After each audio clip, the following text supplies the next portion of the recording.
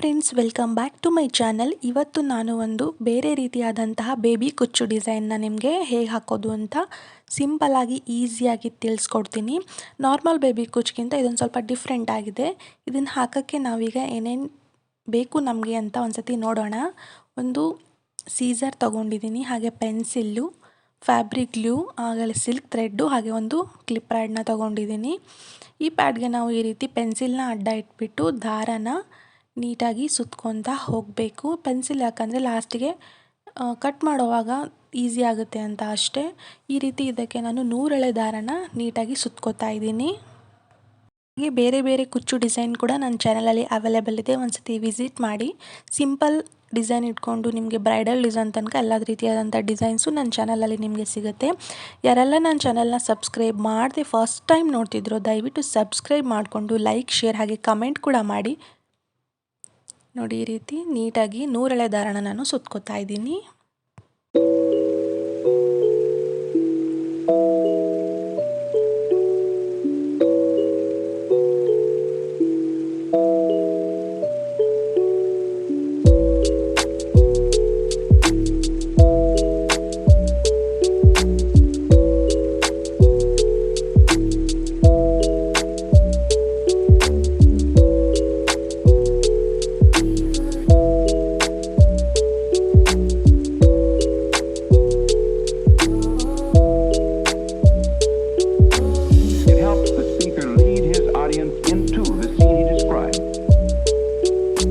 ಈ ರೀತಿ ಸುತ್ಕೊಂಡ ನಂತರ ಈಗ ಎಲ್ಲ ದಾರನೂ ಈ ರೀತಿ ಹಿಡ್ಕೊಂಡ್ಬಿಟ್ಟು ಸೀಸರಿಂದ ನಾನು ಕಟ್ ಮಾಡ್ಕೋತಾ ಇದ್ದೀನಿ.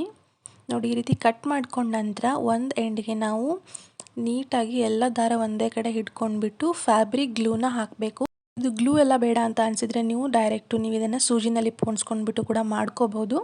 ನಾನು ಈ ರೀತಿ ಮಾಡಿ ತೋರಿಸ್ತಾ ಇದ್ದೀನಿ. ಈ ರೀತಿ ಗ್ಲೂನ ಹಾಕಿಬಿಟ್ಟು ಎಲ್ಲ ಎಳೆನೂ ಒಂದೇ ಕಡೆ ಜಾಯಿನ್ ಮಾಡ್ಕೊಳ್ಳಿ. ಒಂದು ಎಳೆ ಕೂಡ ಆಚೆ ಈಚೆ ಆಗಬಾರ್ದು.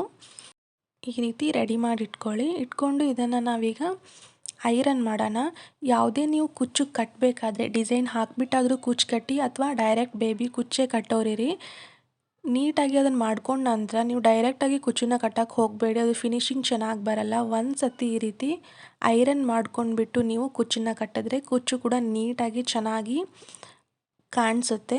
ಐರನ್ ಮಾಡದೆ ಕಟ್ಟಿರೋದು ಅಷ್ಟೊಂದು ಲುಕ್ ಬರಲ್ಲ, ಫಿನಿಶಿಂಗ್ ಬರಲ್ಲ. ಸೊ ಅದಕ್ಕೆ ನೀವು ಯಾವುದೇ ಕುಚ್ಚು ಕಟ್ಟಬೇಕಾದ್ರೂ ಕೂಡ ಮೊದಲಿಗೆ ನೀವು ಆ ಕುಚ್ಚು ಎಳೆಗಳನ್ನು ನೀವು ಈ ರೀತಿ ಸ್ಟ್ರೇಟ್ ಆಗೋವರೆಗೂ ಐರನ್ ಮಾಡಿಕೊಳ್ಳೇಬೇಕು. ಐರನ್ ಮಾಡ್ಕೊಂಡ ನಂತರ ನೋಡಿ, ಈ ರೀತಿ ನಾನು ಸೂಜನ್ನು ತೊಗೊಂಡ್ಬಿಟ್ಟು ಸಾರಿಗೆ ಒಂದು ಚಿಕ್ಕದಾಗಿ ಹೋಲನ್ನು ಹಾಕ್ತಾಯಿದ್ದೀನಿ. ಹೋಲನ್ನು ಹಾಕಿಬಿಟ್ಟು ಈ ರೀತಿ ಕೆಳಗಡೆಯಿಂದ ನಾವು ಮಾಡಿಟ್ಕೊಂಡಿದ್ವಲ್ಲ 100 ಎಳೆ ದಾರನ ಅದನ್ನು ಈ ರೀತಿ ಮೇಲ್ಗಡೆ ಪಾಸ್ ಮಾಡಬೇಕು.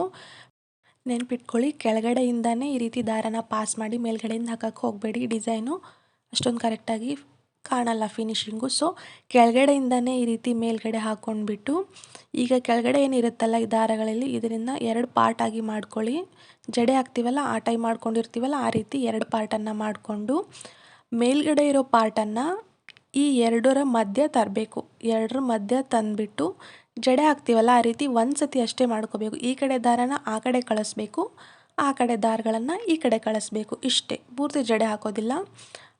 ಮೇಲ್ಗಡೆ ಇರೋ ದಾರನ ಮಧ್ಯ ತಂದುಬಿಟ್ಟು ಸೈಡಲ್ಲಿರ್ತಾವಲ್ಲ 2, ಒಂದು ಆ ಕಡೆಯಿಂದ ಈ ಕಡೆ ಕಳಿಸಿ, ಈ ಕಡೆಯಿಂದ ಆ ಕಡೆ ಕಳಿಸ್ಬಿಟ್ಟು ಜರಿ ಥ್ರೆಡ್ನ ಬಳಸ್ಕೊಂಡು ನಾವು ಇದನ್ನು ನೀಟಾಗಿ ಲಾಕ್ ಮಾಡ್ಕೋಬೇಕು.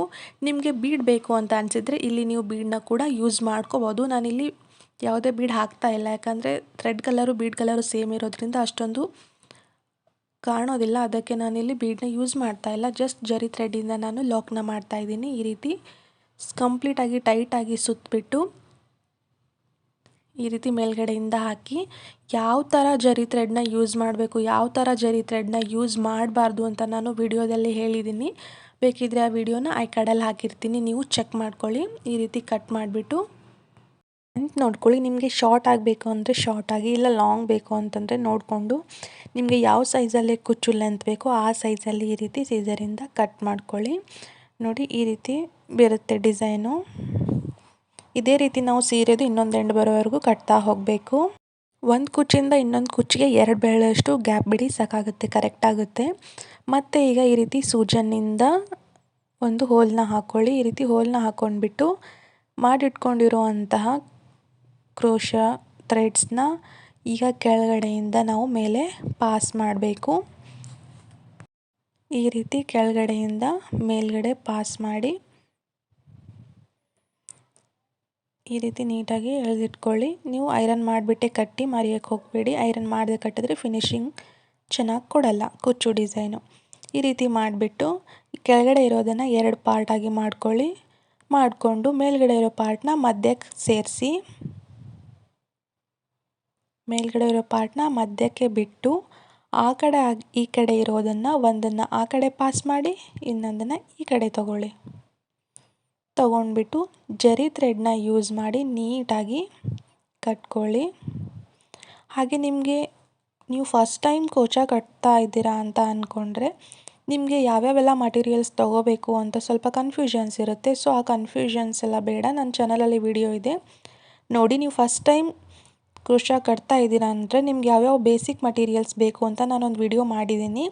ಆ ವಿಡಿಯೋ ನೋಡಿ, ನಿಮಗೆ ತುಂಬ ಹೆಲ್ಪ್ ಆಗುತ್ತೆ ಅಂತ ಅಂದ್ಕೊಂಡಿದ್ದೀನಿ. ಈ ರೀತಿ ಜರಿ ಥ್ರೆಡ್ನ ಲಾಕ್ ಮಾಡಿ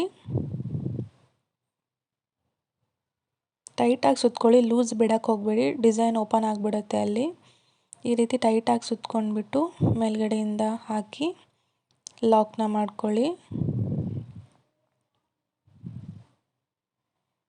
ನೋಡಿ ಈ ರೀತಿ ಎಲ್ಲ ಡಿಸೈನ್ಸ್ನ ಹಾಕ್ತಾ ಹೋಗಿ